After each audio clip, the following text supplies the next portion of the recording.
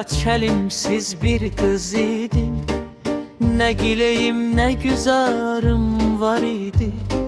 Uşaq vaxtı böyümək istəyirdim, onda bu dünyayla aram var idi.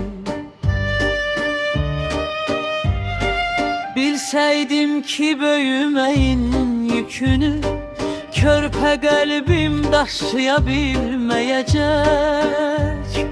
Bu yaşımda saçımın ağ tükünü heç bir boya rəngləyə bilməyəcək.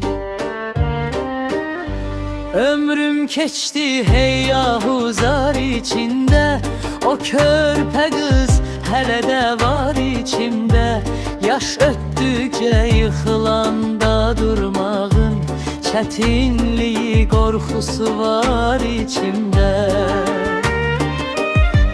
Bu körpə qız indi özü anadır, dünya bir yanadır, o bir yanadır. Saçlarımdan qara olan bəxtimin xoşbəxtliyi mənim can paramdadır.